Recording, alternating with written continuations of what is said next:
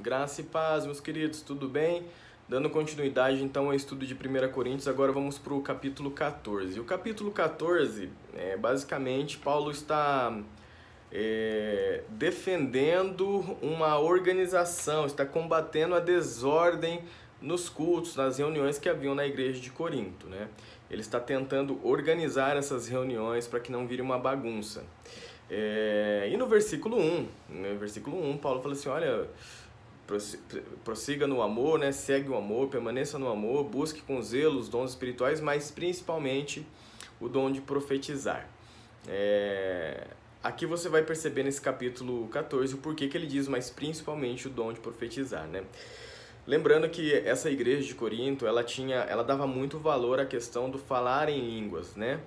E isso se tornou até uma forma deles se sentirem superiores a outros. Aqueles que tinham esse dom de línguas se sentiam superiores aos que não tinham esse dom de línguas. Então Paulo está tentando quebrar um pouco dessa arrogância, quebrar essa soberba desse povo e organizar as reuniões da igreja. É isso que ele está dizendo no versículo 1. No versículo 2, eu creio que esse sim é um argumento válido para defendermos o dom de variedade de línguas, e não o capítulo 13 de 1 Coríntios, o versículo 1, que fala ainda que eu fale a língua dos homens e dos anjos, né?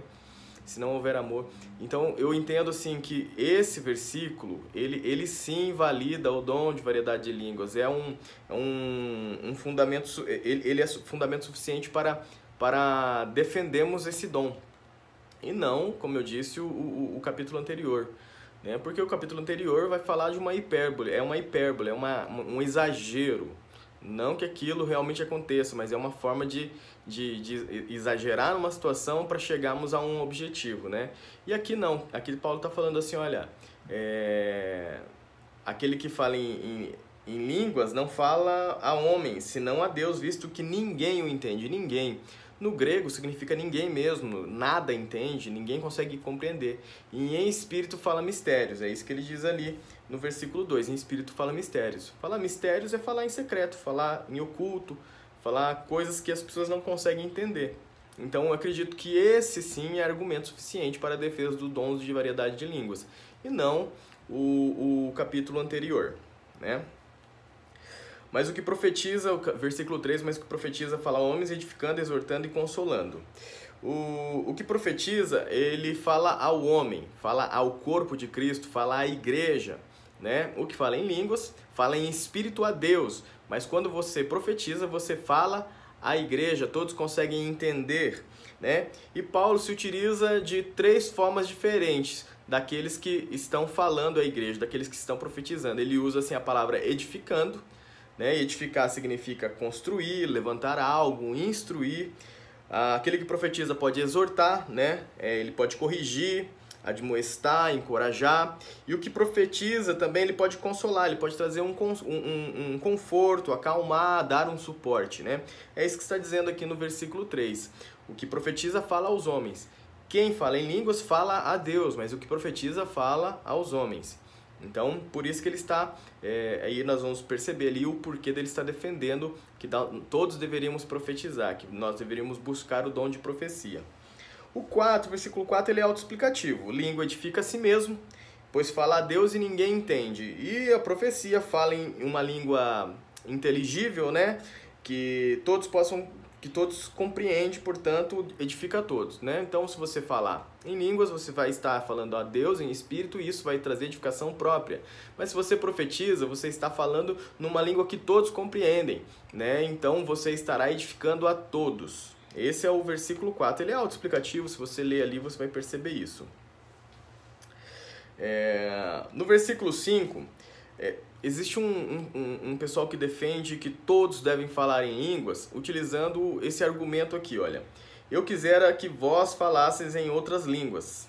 Eu quisera que vós todos falassem em outras línguas. O que foi dito por Paulo não é uma doutrina, não é uma ordem que todos falassem língua. É um desejo do coração dele, mas não uma determinação. Se entendemos que ele está determinando, dando uma ordem para que todos falem línguas, então todos também devem profetizar. Principalmente todos devem profetizar. mas não é uma determinação, mas assim é um desejo, uma sugestão, né? O que Paulo está falando assim, olha, eu queria que todos pudessem falar línguas, né? Mas eu prefiro que todos profetizem, pois o que profetiza é superior ao que falam em outras línguas. Então, Paulo não está determinando que todos falem língua, ele está sugestionando, é um desejo talvez do coração dele que todos falassem isso em línguas, mas não que é uma ordem, né? E esse trecho também não é uma oposição de Paulo ao dom de línguas, né? Alguns utilizam esse texto para defender que todos devem falar em línguas, e outros utilizam esse mesmo trecho para falar que Paulo estava talvez se opondo ao dom de línguas, porque estava dizendo que o dom de profecia é superior ao dom de línguas, né? Mas assim, o que eu percebo assim que Paulo não está sendo uma oposição, mas assim ele está trazendo um ensinamento, um esclarecimento, né? E eu entendo que mais uma vez Paulo está exortando aquele povo à humildade. Por quê? Porque aquele povo vinha numa soberba, numa arrogância. Quando você vai lendo esses capítulos anteriores, você vai perceber isso que eu estou te dizendo, né? Eles vinham nessa arrogância, nessa soberba, nessa altivez, e entendiam que quem falava em línguas era superior espiritualmente a outras pessoas, né? Então Paulo está dizendo, olha, você que fala em línguas, você não é superior, né? Aquele que profetiza, esse é superior. Por quê? Profecia é maior que línguas, porque edifica a todos, né? Salvo, lógico, se a língua tiver interpretação. Se ela tiver interpretação, ela será igual à profecia. Mas se você fala em línguas e não há interpretação, profetizar é melhor do que falar em línguas, é superior. Por quê? Porque você vai edificar toda a igreja e não a si mesmo. Então, o que eu entendo? Que o todo, a igreja toda, o todo, ele é superior, ele é maior do que o único, a unidade, né? Então, todos os membros da igreja é maior do que você mesmo, do que a si mesmo. Então, melhor você profetizar para que todos sejam edificados do que você começar a falar em línguas e somente você ser edificado. É isso que Paulo está dizendo aqui no versículo 5. É por isso que ele entende a superioridade do dom de profecia, porque todos conseguem compreender. Aqueles que participam da igreja, que participam das reuniões com mais frequência, tanto aqueles que não são tão frequentes ou até mesmo são visitantes nessas reuniões. E o que a gente pode entender então sobre dons de língua nesse trecho que nós acabamos de ler do 1 ao 5? É um dom de Deus dado pelo Espírito Santo, edifica a si mesmo, caso não haja interpretação será somente edificação para si, e não é superior a outros dons. Então não há uma superioridade a respeito de falar em línguas em relação a outros dons, né? Até já vi casos de igrejas que elas entendem que se a pessoa não falar em línguas, ela não pode ser uma liderança dentro da igreja, porque ela não tem o selo do Espírito Santo, não foi batizada com o Espírito Santo, né? Então, eu não compreendo dessa forma, são 9 os dons, né? E a variedade de línguas é um dom e ainda não é superior a outros, né? Do 6 ao 9, Paulo ele vai vir com exemplos para melhor compreensão daquilo que está sendo ensinado, né? Fala assim, se eu vier falar para vocês em línguas estranhas, se eu chegar aqui no culto e abrir a Bíblia e começar a falar em línguas estranhas, ninguém vai entender nada. Ninguém vai ser edificado, ninguém vai compreender nada, ninguém vai ser transformado, não vai acontecer nada com ninguém. Então, não adianta você ficar falando em línguas no culto, não adianta você ficar falando em línguas na reunião, sendo que você deveria apresentar uma palavra, né? Explanar um versículo bíblico, trazer um entendimento para as pessoas a respeito daquela passagem bíblica, né? E aí ele vai falando, se eu viesse aqui com línguas estranhas, ninguém... Ele fala mais ou menos assim, caso viesse falando em línguas, quem receberia? Ninguém, pois ninguém iria entender. E aí ele vai utilizando outros exemplos, né? Ele fala assim, olha, o instrumento também, né? Se ele não os instrumentos inanimados, como a flauta, a cítara, quando entram, emitem sons e se não os derem bem distintos, como se reconhecerá que se toca a flauta? Assim também são os instrumentos, né? Eles devem estar afinados e seguir uma ordem dentro da harmonia estabelecida. Caso contrário, soará estranho, ficará desafinado, bem como a trombeta de guerra. Se você não percebe que é um toque para a guerra, como é que as pessoas vão estar preparadas para a guerra, né? E eu queria trazer um exemplo para vocês do Japão, né? No Japão, as crianças, elas andam com apito no pescoço quando elas vão estudar, porque elas vão para a escola sozinhas, né? A partir dos 6, 7 anos, se eu não me engano, elas vão para a escola sozinhas, os pais não levam.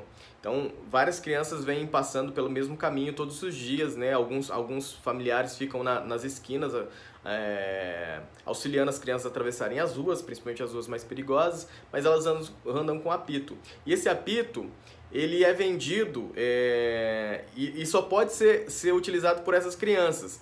Por quê? Porque esse apito emite um som, e quando a criança emite esse som, todo mundo que está naquela região sai na janela ou sai para fora. Por quê? Porque é um som de que aquela criança está sendo perseguida, alguém está tentando pegar ela está com medo de alguma coisa, ela percebeu algo estranho, então ela apita, ela sopra esse apito, e esse apito emite um som diferenciado, então todo mundo já percebe, opa, tem uma criança com problema.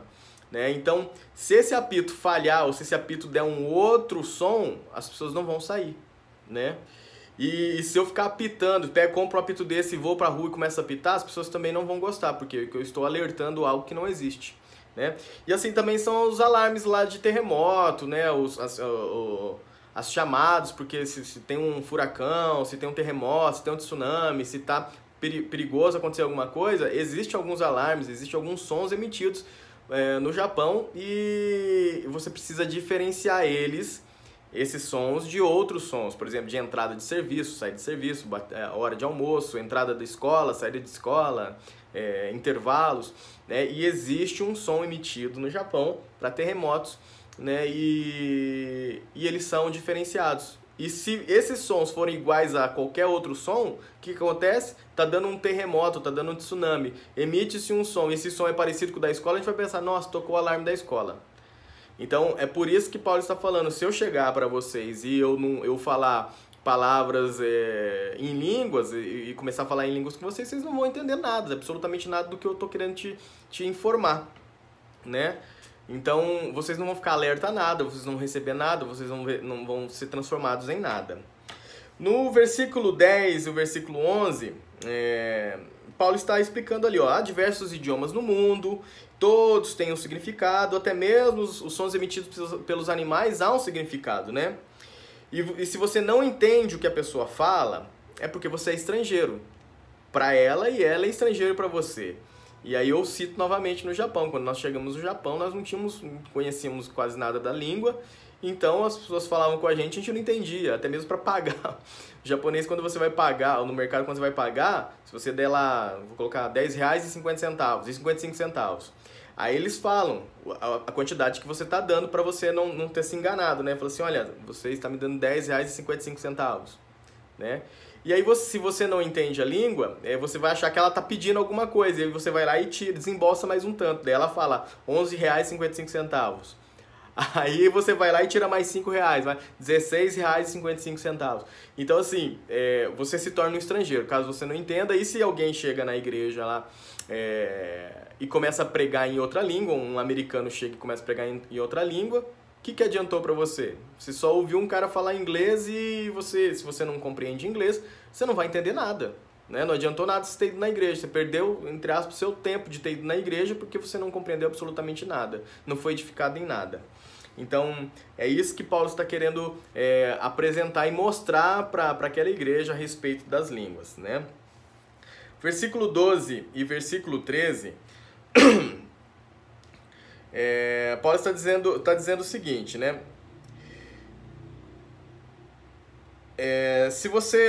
Versículo 12 diz assim, ó, assim também vós, visto que desejais dons espirituais, procurai progredir para a edificação da igreja, pelo que o que fala em outra língua, deve orar para que o possa interpretar. Paulo está dizendo que devemos buscar os dons, para que a igreja seja edificada. Ele diz assim no final do 12, para a edificação da igreja, você tem que buscar os dons para que a igreja toda seja edificada, não somente você, não somente edificar a si mesmo, mas precisa de uma edificação do todo, precisa do corpo de Cristo ser edificado. Então, se você fala em língua, você deve pedir o dom de interpretação, para que você possa falar e interpretar aquela língua que você está falando, para que toda a igreja seja edificada. Como eu disse, e como já foi falado nesse capítulo, o todo é maior do que a unidade, né? O corpo de Cristo é mais importante do que você mesmo, né? Então, nós temos que ter essa consciência também, meus queridos. Do 14 ao 15, porque se eu orar em língua, meu espírito de fato ora, mas minha mente fica infrutífera. Então, portanto, você deve orar em línguas? Sim, deve orar em línguas, em espírito, mas também ore com entendimento, né? Para que seja edificado por completo, alma e espírito, né? Então, se você está lá orando em línguas, tal, de repente você para de orar. Comece a orar no seu entendimento, com a sua alma, com a sua mente, para que você possa ser edificado, né? É importante você edificar o espírito, com certeza, é extremamente importante, mas você também tem que edificar a sua mente, né? Então você precisa orar em espírito e orar edificando a sua mente também. É isso que Paulo está dizendo aqui no versículo 14 e no versículo 15. Versículo 14 e versículo 15. Ora em espírito, orarei com o espírito, mas também orarei com a mente. Cantarei com o espírito, mas também cantarei com a mente. Você tem que saber o que você está falando, e isso também vai edificar a sua mente. No versículo 16 e no versículo 17, é a continuação daquilo que Paulo está falando. Ó, se você... Ele diz assim: se tu bendisseres apenas em espírito, como dirá o indouto o amém? Amém, ele significa assim, que assim seja, né? Você termina de fazer uma oração, aí você fala amém, que assim seja. Que o Senhor nos abençoe, que o Senhor nos guarde, que o Senhor nos proteja, que Ele nos livre de todo mal, que Ele nos dê direção para as nossas vidas. Amém, que assim seja. Que assim seja, amém. Então, se você começa a orar em línguas estranhas e ninguém está entendendo, como é que a pessoa vai responder amém, se ela não sabe o que você está falando, né? E se você não está falando, se você está falando em língua, dando graças a Deus e falando em línguas, você está fazendo bem, tudo bem, mas ninguém está sendo edificado. Então não há como alguém falar assim, olha, amém para aquilo que você está falando, porque eu não entendi nada do que você disse. É lógico, salvo se houver interpretação, né? No versículo 18, versículo 19, aí Paulo ele fala assim, olha, eu também tenho dom de variedade de línguas e eu falo línguas muito mais do que todos vocês. Mas se eu chegar numa igreja, se eu chegar numa reunião e tiver pessoas ali, eu prefiro falar 5 palavras para que todos possam entender do que falar 10.000 palavras em línguas estranhas e que ninguém vai compreender. Então perceba assim a preocupação de Paulo na edificação do corpo, né? Eu prefiro falar 5 palavras, somente 5 palavras que todos possam entender, do que falar 10.000 palavras que ninguém vai entender. Então, a importância da edificação e da ordem dentro do culto, né? Da edificação do corpo. Todos precisam entender o que está sendo ministrado, todos precisam compreender o que está sendo falado, né? E aqui, meus queridos, eu quero só contar um breve testemunho. Uma vez eu levei um parente meu na igreja, e a pessoa que foi pregar, e ela falava umas palavras em português ali, pregava, e dali a pouco colocava umas línguas ali no meio. Falava mais umas palavras e colocava umas línguas ali no meio.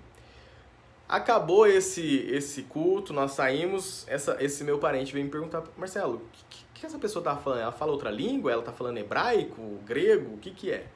Falei, cara, é difícil de te explicar, porque coisas espirituais são para pessoas espirituais. Então eu tentei explicar para ele que aquilo era um dom do Espírito Santo, dom de variedade de línguas, uma língua que você fala somente a Deus. Eu tentei explicar, mas era a primeira vez que ele estava indo na igreja. O que aconteceu? Ele acabou achando aquilo meio esquisito, meio estranho e tal, e não voltou mais na igreja. Então é importante que você fale na sua língua, se você está pregando, profetizando, se você está cantando, fale na língua que todos possam entender. Amém, meus queridos? O 20, mais uma vez, né, Paulo está exortando aquela igreja de Corinto ao amadurecimento, né? Assim como você vê lá em 1 Coríntios 3, do 1 ao 2, né, você vai perceber isso lá. Paulo está novamente falando, olha, gente, vocês têm que ser crianças sim na malícia, mas não no juízo, no julgamento. Vocês têm que ser maduros no julgamento. Mas quanto à malícia, sim, vocês têm que ser criança. E vocês estão sendo crianças no julgamento, é isso que ele está querendo dizer. E no capítulo 3 ele fala, olha, eu tentei vir aqui para vocês como espirituais, mas vocês são carnais, vocês são como crianças na fé. Né? Já era para vocês estarem lá longe, mas vocês ainda são como crianças na fé. Então Paulo novamente está exortando ao amadurecimento daquela igreja. Aquela igreja deveria crescer, criar uma maturidade para compreender melhor as coisas espirituais. O versículo 21 e o versículo 22 Cara, é um trecho bem complicado de se compreender. Eu vou tentar passar aquilo que eu compreendi desse texto, né? No versículo 21, Paulo ele se utiliza de uma citação de Isaías 28, do 11 ao 12, para justificar que a língua estranha ela pode ser juízo, né?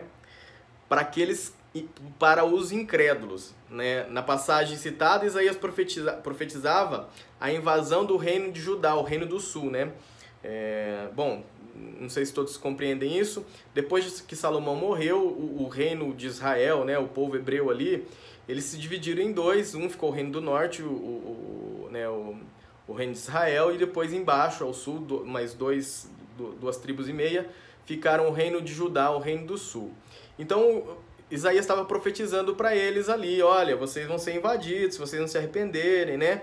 Só que ninguém lhe dava ouvidos, ninguém ouvia o que Isaías estava profetizando. E quando a Síria invadiu, eles foram julgados sem entender o juízo. Eles foram julgados por aquele povo, foram condenados por aquele povo, sem entender o que estava sendo dito. Então, o que Paulo está querendo dizer é isso, né? A língua estrangeira da Síria era um sinal não era um sinal para aqueles que acreditavam na profecia de Isaías, né? Por quê? Porque eles já acreditavam na profecia de Isaías, eles já sabiam que aquilo ia acontecer. Quando aconteceu, aquela língua estranha foi um sinal para aqueles que não acreditavam. Nossa, o que Isaías tinha dito era verdade. Então foi um sinal para eles. Então foi um sinal de juízo, foi um sinal de condenação, né? Eles estavam sendo invadidos pela Síria, eles estavam sendo invadidos por aquele povo, né? Eles iriam ser escravos daquele povo.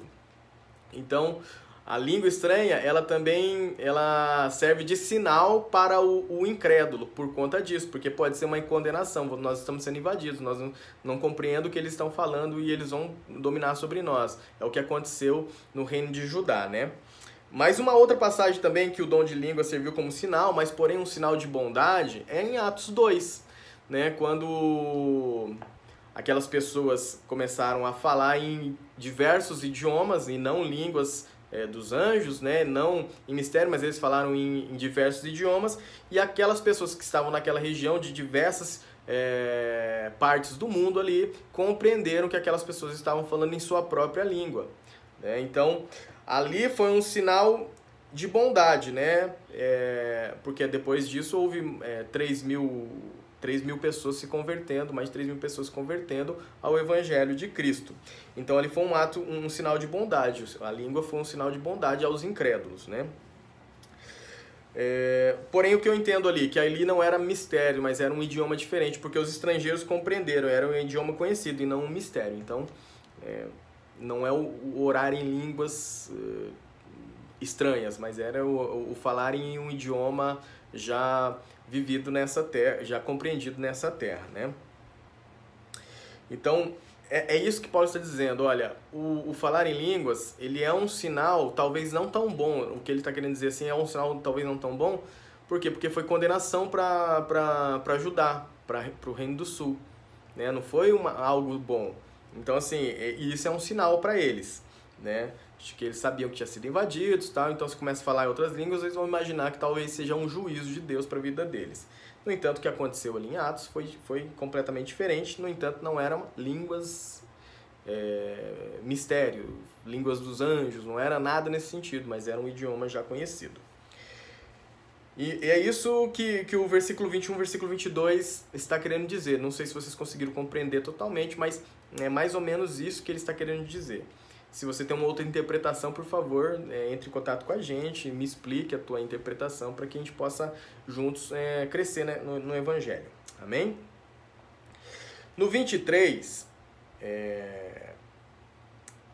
se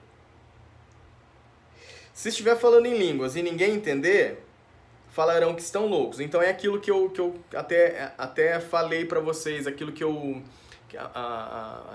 testemunho que eu contei. Foi lá um parente meu, tal, ouviu aquilo lá e ele achou, pô, esse povo é louco, nada a ver, isso aí não tem nada a ver, né? Em Atos 2,13, que é aquilo que a gente citou nos versículos anteriores, aqui o pessoal começou a entender em seu próprio idioma aquilo que eles estavam falando, as grandezas de Deus, eles falaram assim, esse pessoal está embriagado. Então, se você começa a falar em línguas e ninguém começa a entender, os incrédulos vêm, as pessoas que não acreditam, as pessoas que não são espirituais começam a enxergar isso. Falam assim, esse povo é louco, que coisa esquisita, né? Que coisa estranha, nada a ver. E Paulo está tentando combater isso, né? Ele quer colocar uma ordem no culto, né? E eu vou contar para vocês uma outra situação. Quando eu já vi de pessoas que quando tá lá no culto, aí o culto de domingo, né? Que é o nosso culto principal, o culto de celebração, né? E aí chega, parece que tá um peso espiritual, talvez tá um peso espiritual, e a pessoa fala, começa a orar em línguas agora, e todo mundo começa a orar em línguas. Quem é visitante, meus queridos, não vai entender absolutamente nada, vai falar, esse povo é louco, nunca mais eu volto aqui. É isso que geralmente acontece, né? Então a gente acaba sendo pedra de tropeço, né? Para essas pessoas, acaba sendo condenação para elas, né? Como o Paulo estava falando que as línguas estranhas era condenação para aquele povo, talvez nós sejamos condenação para elas, porque a partir desse momento eu falei, eu não volto mais nessa igreja, eu não volto, esses crentes é tudo louco. Então, se você está falando em línguas e tem um visitante perto te ouvindo falar em línguas, provavelmente a probabilidade dele achar que você está louco, que isso é loucura, que isso é bobeira, é maior do que ela achar, nossa, olha que homem espiritual, né? Então, a gente tem que tomar cuidado com isso. O 24 e o 25 diz assim, se você, o 23 fala se você estiver orando em línguas, eles vão falar que você é louco. Só que se você, o 24 e 25 vão falar assim, olha, se você profetizar, se você pregar a palavra, se você ali anunciar o evangelho de Cristo numa língua inteligível, aquilo pode gerar uma transformação no coração daquela pessoa. Ela vai compreender o que você está falando e vai falar, nossa, Deus está falando comigo nesse lugar. Né? E gera uma transformação na pessoa. Por quê? Porque ela compreendeu, ela recebeu na mente dela e no espírito dela também a palavra de Deus. Aquilo foi semeado no coração dela, talvez encontrou ali terra fértil, e aquilo germinou no coração dela e trouxe transformação. Agora, se você começou a falar em línguas perto dela, ela não vai compreender nada e vai falar, esse cara é louco. Então, o que é o ideal? Nos cultos, nas reuniões, falar em português. Se você fala português, fala português. Se você fala espanhol, fala espanhol. Se você fala inglês, fala inglês. Se você fala japonês, fala japonês, para que todos possam entender, não somente você na hora do culto ser edificado, né? O que eu compreendo, assim, um pouco que eu compreendo, meus queridos, quer orar em línguas, participa de uma vigília. Vigília é só para crente, então fale em línguas, chora, rodopia, vai e tal, faz o que você quiser. Ou então, melhor ainda, é fazer na sua casa. Enquanto você tem o seu período de devoção, seu período devocional, você começa a orar e tira o seu tempo de oração em línguas. E você estará edificando seu espírito, falando mistérios a Deus. É isso que eu compreendo, tá bom, meus queridos? No 26 ele vai falar da multiforme graça, né? Que fazer, pois, irmãos? Quando vos reunis, um tem salmo, o outro doutrina, este traz revelação, aquele outro língua e o outro ainda interpretação. Seja tudo feito para edificação. Então, o que eu percebo assim no versículo 26, Paulo está falando, olha, existe diversas formas de se manifestar os dons do Espírito, né? E a multiforme graça divina. Todos têm seu papel, sua importância dentro da igreja, desde que faça isso para a edificação da igreja, do próximo, né? E não com objetivos escusos, pessoais, egoístas, querendo aparecer, querendo mostrar que é mais do que isso. Não, cara, se você tem algo a compartilhar, compartilhe, mas para que a igreja seja edificada e não para que as pessoas falem, nossa, esse cara prega muito, nossa, esse cara canta muito, nossa, esse cara faz muito, nossa, esse cara ora demais. Não é isso, não é para você receber os elogios, mas é para que a igreja, o corpo de Cristo seja edificado, né? Do 27 ao 28... O que eu percebo aqui no 27 é assim, ó, a respeito de falar em línguas na igreja, há 3 condições que são impostas no versículo 27. Somente 2, no máximo 3 devem falar em línguas. Na igreja é isso que deve acontecer. Somente 2, no máximo 3 falarem em línguas. Falando um de cada vez, né? Tem que ter uma ordem. Se um está falando, o outro fica quieto. Se o outro está falando, o outro fica quieto. E deve alguém interpretar. E aí ele diz no 28, no 28 ele diz o seguinte... mas não havendo intérprete, fique calado na igreja, falando consigo mesmo e com Deus. Ou seja, se não há quem interprete o que você está falando em línguas, meu querido, fique quieto dentro da igreja, não fale nada, ou então ore você e Deus em espírito ali, falando baixinho. Não adianta você gritar línguas ali e começar aquele barulho, aquela bagunça. se não há quem interprete, porque você não está edificando a igreja, você não está trazendo um consolo, uma exortação, uma direção para a igreja, você está edificando a si mesmo. Salvo se houver interpretações dessas línguas, você pode falar na igreja, mas se não há interpretações, meu querido, fique calado e ore consigo mesmo. É isso que a palavra está dizendo. E, gente, não precisa nem interpretação, muita interpretação de texto. É só ler o texto que você vai compreender isso que eu estou querendo te dizer, né? Então, o que eu entendo, assim, olha, o orar em línguas, quando as pessoas pedem para você orar por alguém, se você vem orando para alguém e começa a falar em línguas, né? Cara, não tem objetivo algum. Isso não vai edificar em nada a pessoa pela qual você está orando. Você está edificando a si mesmo. Lógico, novamente digo, se houver interpretação daquilo que você está dizendo, ok. Mas se você está orando por alguém, né, intercedendo lá, colocando as mãos sobre a pessoa e orando, Senhor, toma essa vida, abençoa ela, abre portas de emprego para ela, e começa a falar em línguas, não tem objetivo algum, não serve para absolutamente nada, né? Então, se você vai orar por alguém, ore numa língua, na língua que ela possa entender.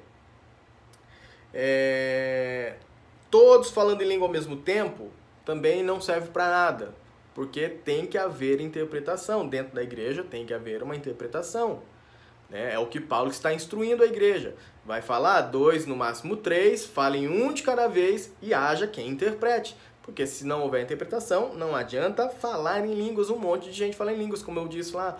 Vamos todo mundo agora orar em línguas. Não, tem visitante, gente. Isso aí vai escandalizar aquela pessoa, né? E se você quer orar em línguas e tá vendo lá aquele momento seu ali com Deus, ore em línguas no seu canto, comece a orar baixinho. Meus queridos, eu tô no culto às vezes e no momento do louvor eu percebo aquele mover do Espírito Santo e eu começo a falar em línguas, mas eu não grito falar em línguas, mas eu vou ali no meu canto sozinho, eu e Deus ali, e começo a falar, não precisa ninguém ouvir. Então, nós temos que tomar cuidado com isso, porque ao invés de nós estarmos edificando, nós estamos sendo pedra de tropeço, principalmente para aqueles que são visitantes, principalmente para aqueles que não conhecem o Evangelho de Cristo.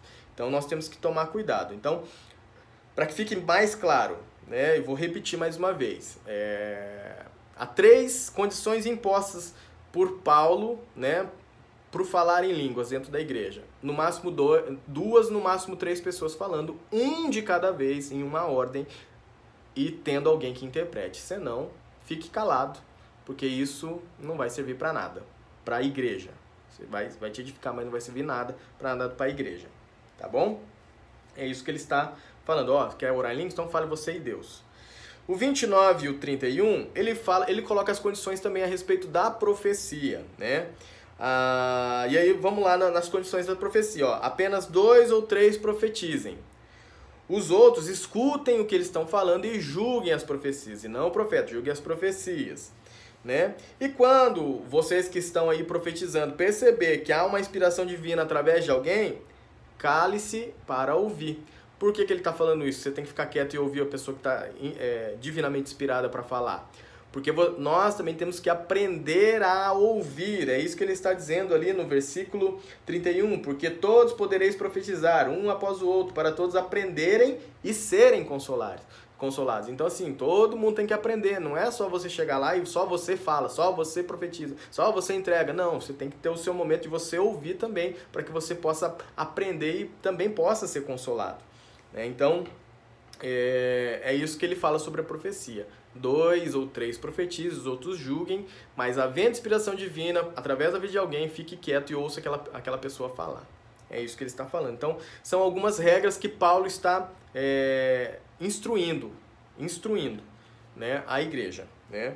O 32 e o 33 é um texto muito utilizado por alguns, né? E diz assim, olha, os espíritos dos profetas estão sujeitos aos próprios profetas, né?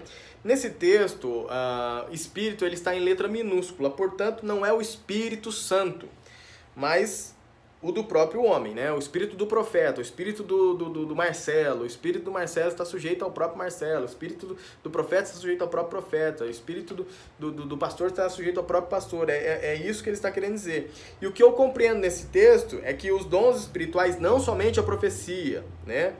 não se manifesta ele num êxtase emocional incontrolável.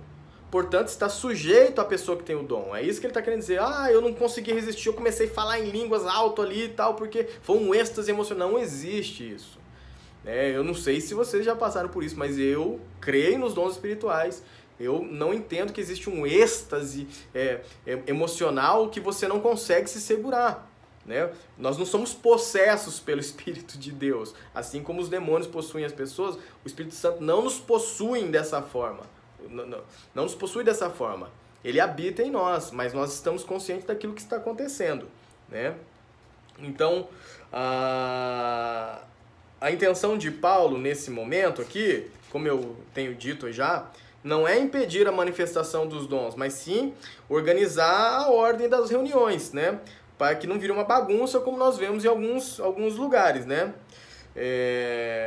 As coisas acontecendo, um rodopiando aqui, outro gritando do outro lado, outro batendo palma aqui, outro... e vira uma bagunça tremenda dentro do culto. E, cara, se o visitante está ali, ele vai ficar assustado. Se o visitante está naquele momento ali, a primeira vez que ele está indo na igreja, ou ele é novo convertido, ele vai se assustar, né, com isso. Então, Paulo, o que ele está querendo dizer? Olha, a questão do espírito do profeta estar sujeito ao profeta, ele está querendo organizar. A intenção dele não é parar, impedir a manifestação dos dons, é que haja uma ordem dentro do culto, para que aquilo aconteça de uma maneira clara e que mesmo quem está tempo na igreja e mesmo quem está vindo a primeira vez na igreja vai compreender o que está acontecendo, né? Então, ele está querendo organizar a ordem do culto, né? Acabar com a bagunça, ele está querendo combater essa bagunça, né? Eu vou contar um outro exemplo para vocês. Esses tempos atrás a gente estava ministrando e chegou um homem, acabou o louvor, chegou um homem, ele começou a gente ia passar para a palavra e chegou um homem e acabou conversando no culto, a igreja pequena. Então ele falava da porta, eu escutava, acabava respondendo ele, até o momento que eu percebi que ele estava atrapalhando a ordem do culto, né? A gente orou pela vida dele, eu vi que ele estava precisando de oração, a gente orou pela vida dele, né? Mas aí ele começou a querer falar mais, e eu estava me preparando para ministrar a palavra de Deus, né? E aí eu falei para ele, meu querido, olha, se senta aí, depois do culto a gente conversa, porque agora é o momento da palavra, e a palavra é importante porque é o Senhor falando conosco nesse momento. Então, se você quiser conversar depois, contar o que está acontecendo na sua vida, se está precisando de ajuda, senta aqui na cadeira aqui, qualquer cadeira, fica à vontade, e depois do culto a gente conversa, né?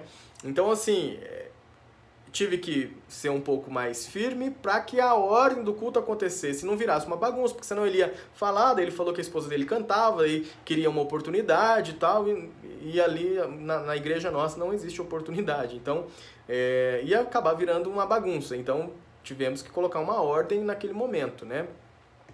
E outras coisas, meu querido, que acontece, né? Tá um mover espiritual, por exemplo, tá numa vigília, tá num momento de oração. E uma vez eu vi um vídeo, e eu gosto de ver alguns vídeos assim, e um cara me mostrou um vídeo do pessoal orando em línguas e rodopiando e tal, e faz aquela musiquinha do Silvio Santos, e eu acabei dando risada. E o rapaz que estava do meu lado era crente, ele sabia que eu era também, e aí ele ficou bravo comigo, porque ele falou assim, você tá dando risada do mover de Deus e não sei o que não sei o que. Até acho que eu errei, assim, em certo ponto, né? Ele falou assim, mas isso é intimidade, isso é intimidade. E aí ele falou assim, você ia gostar que alguém filmasse sua esposa pelada? Né? Eu falei, cara, só pra você entender, eu falei assim, olha, se é intimidade não se filma. Se deixou filmar é porque existe outras situações ali que estão no coração da pessoa, porque ela tá talvez querendo mostrar que ela é mais espiritual que o outro. Então, se é intimidade, é lógico que eu não vou deixar ninguém filmar minha esposa pelada, porque é intimidade. E intimidade é no quarto, e não aqui na frente de todo mundo, deixando todo mundo filmar.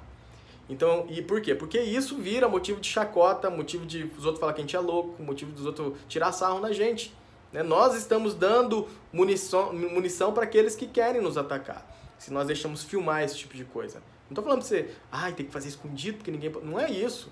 No entanto, deixar filmar, ainda postar na internet como se fosse algo o mais espiritual do mundo, também é complicado. Então nós temos que rever nossos conceitos em relação a isso. Tá bom? O versículo 34, o versículo 35, Cara, esse é um versículo também bem complicado de se explicar, né? Porque ele diz assim, olha, conservem-se as mulheres caladas na igreja, porque não lhes é permitido falar, mas estejam submissas, como também a lei o determina. Né? O que eu compreendo nesse texto não é que Paulo estava proibindo as mulheres de falarem na igreja, até porque no 1 Coríntios 11:5, você vai perceber ali que elas oravam e profetizavam, né?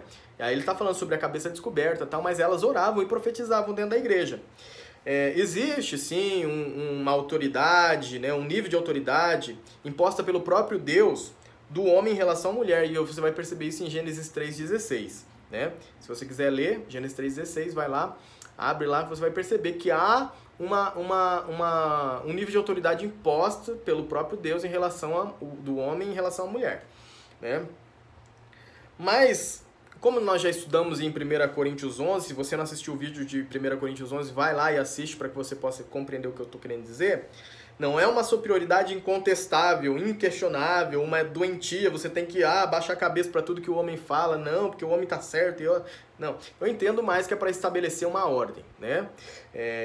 Assim como ele está estabelecendo a ordem aqui, durante todo o contexto desse capítulo, ele está querendo estabelecer uma ordem. Então, eu creio que ele está estabelecendo uma ordem. Deus está estabelecendo uma ordem. Assistam o vídeo de 1 Coríntios 11 e vocês vão compreender o que eu estou querendo dizer. Mas eu entendo que há dois motivos para que Paulo estivesse citando isso, né? O primeiro motivo era uma questão cultural.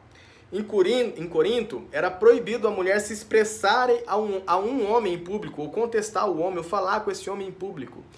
Então, era proibido, então, se era proibido, era uma questão cultural de Corinto. Se chegasse um visitante na igreja de Corinto que não era convertido, né? E ele percebesse a mulher contestando, ou falando, ou querendo explicar alguma coisa para o homem, aquilo seria uma vergonha, seria uma falta de respeito. Então, um visitante vê uma mulher se pronunciar, né? Era contra os costumes sociais. Então, o que acontecia? O visitante falava, esse pessoal aí tá deixando essa mulher falar. E a intenção não é que a mulher se cale, mas é que o visitante se encontre com Cristo. Então, para que evite barreiras, para que o visitante encontre o Senhor, é isso que Paulo fala. Eu entendo dessa forma, olha, fiquem quietas, porque culturalmente vocês não podem se pronunciar.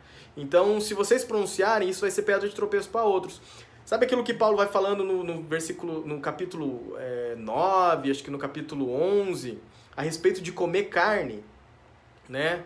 É mais ou menos o que ele está querendo dizer aqui. Olha, e Paulo vai falar assim, olha, se eu comer carne e isso fizer o meu irmão tropeçar, eu prefiro não comer. Porque eu não quero ser pedra de tropeço para ele, eu não quero impedir, não quero ser empecilho para que ele possa encontrar Cristo. Se eu comer carne e fizer o incrédulo pecar e fazer ele se afastar do Senhor, eu prefiro não comer. Por quê? Porque eu vou estar atrapalhando o agir de Deus na vida dele. Então o que eu entendo é que Paulo está dizendo isso. Em virtude da questão cultural, dos costumes sociais daquela época, olha, fique quieta para que aquele que vier visitar não veja você falando e aí fala assim, esse pessoal não respeita as nossas leis, esse pessoal não respeita os nossos costumes, estão aqui, essa mulherada falando e tal, e aquilo vai gerar um julgamento, um pré-julgamento em relação ao que está acontecendo, e ele vai falar, eu não volto lá não, eles não respeitam a lei, né? É mais ou menos isso que Paulo está querendo dizer. E uma outra situação é que as mulheres, elas não eram estudadas, não eram estudadas e não havia principalmente uma formação religiosa para as mulheres, né? Então naquela época, quem tinha mais dúvida? As mulheres, em relação à palavra, em relação ao ensino. Quem tinha mais dúvida? As mulheres, mais do que os homens. Sendo assim, elas questionavam mais, né? E por isso que ele fala o versículo 35, né? Se quer aprender, chega na tua casa, pergunta pro teu marido, né? Por isso que ele fala. Porém, não deveriam ser feitas essas interrupções ou essas perguntas, esses questionamentos, no momento do culto. Volto a dizer, né? Ele estava tentando organizar o culto, dar uma ordem ao culto, né? Ele queria acabar com a bagunça, porque de repente o cara está pregando e fala lá, que nós devemos perdoar os nossos inimigos. Mas Senhor, e se o cara matou alguém? E se ele fez isso com a minha família? Eu devo perdoar? Né? E essas interrupções talvez acabariam atrapalhando o bom andamento do culto. né? Então eu entendo por essas duas questões. Por uma questão cultural, social da época, e por uma questão da mulher não ter essa formação religiosa. Então ela tinha muito mais dúvidas do que os homens. Amém? O cristianismo, eu entendo que o cristianismo ao longo do tempo, ele vem quebrando esse status de superioridade do homem. E naquela época também o fazia, né? Tanto que as mulheres entendiam que elas podiam falar naquele momento, e poderiam falar, mas a questão social e a questão cultural ali impediam elas de falarem, né? Então essas mulheres entendiam que elas eram livres para questionar, livres para perguntar, então elas estavam fazendo isso e acabavam interrompendo os cultos de Corinto, né? E portanto, assim, o que eu acredito, que Paulo não estava ensinando sobre o papel da mulher na igreja, e sim sobre a ordem do culto, como nós temos visto em todo o capítulo 14. Paulo está preocupado com a organização, Paulo está preocupado com a ordem, Paulo está preocupado com o culto, com as reuniões serem de maneira clara, não só para quem é crente, mas para quem é visitante também, né? No versículo 36, são perguntas retóricas de Paulo, né? Acredito que ele estava bravo nesse momento, né? Pois os ensinamentos de Paulo eram iguais para todas as igrejas, né? E a igreja de Corinto aparentemente não estava aceitando aquele ensinamento, né? E percebe-se no 37 e no 38 ali, percebe-se uma postura mais áspera de Paulo, né? Após as perguntas retóricas. Ele diz assim no 37 e no 38: se alguém se considera profeta espiritual, reconheça ser mandamento do Senhor o que vos escrevo. E se alguém ignorar, será ignorado. Então Paulo está falando assim, ó, se você se considera espiritual, então entenda que o que eu escrevo vem do Senhor, né? Se você ignorar, você vai sofrer as consequências. Se ignorar essas diretrizes, vocês vão ser responsáveis pelas consequências. Então, o que eu entendo disso tudo? É que Paulo ele está sugerindo essa ordem no culto. Ele está sugerindo. Porque o que acontece das igrejas às vezes fala, não, mas o Paulo está só sugerindo, ele não está impondo uma ordem, ele não está determinando que deve ser assim, ele está instruindo que para facilitar as coisas deve ser dessa forma, né? Por isso que acontece demais a gente falar em línguas, por isso nós chamamos as pessoas para falar em línguas, por isso que acontece essa bagunça espiritual, né? Esse mover de Deus, né? Porque Paulo só está sugerindo, não é uma ordem. No entanto, quando você lê o 37 e 38, você vai perceber isso, que Paulo está falando, olha, se alguém se considera profeta ou espiritual, reconheça ser mandamento do Senhor o que vos escrevo. Então não é só uma sugestão, é uma ordem do Senhor, é um mandamento do Senhor. Isso que ele está escrevendo a respeito de línguas, a respeito da organização do culto, das reuniões, é um mandamento do Senhor. E se alguém ignorar, será ignorado. Ou seja, se você ignorar as diretrizes, sofre as consequências daquilo que você está fazendo. Então não é somente uma sugestão, mas é uma ordem. Tem que ser dessa forma, né? Então aqueles que interpretam esse texto como sendo uma sugestão, o versículo 37, o versículo 38, ele quebra todo esse conceito, toda essa ideia fundamentada nisso. Tá bom? No 39 e o 40, Paulo ele encerra o tema, e aqui fica claro mais uma vez que ele não é contrário ao falar em línguas, mas o que ele deseja é uma decência e ordem nas reuniões. Paulo não está preocupado se você fala ou não em línguas, se você tem esse dom ou não. O que ele está preocupado é que haja ordem e decência nos cultos. Amém, meus queridos? Esse é o vídeo dessa semana. É longo porque são muitos versículos e eu acredito que o capítulo 15 vai ser longo também porque são mais versículos ainda, né? Mas eu espero que você tenha compreendido o que eu tenha dito. Se você tiver alguma dúvida, por favor, nos procure, entre em contato conosco. Se você tem uma interpretação diferente, eu gostaria muito de ouvir, porque nós estamos abertos a isso, tá bom? Deus abençoe você.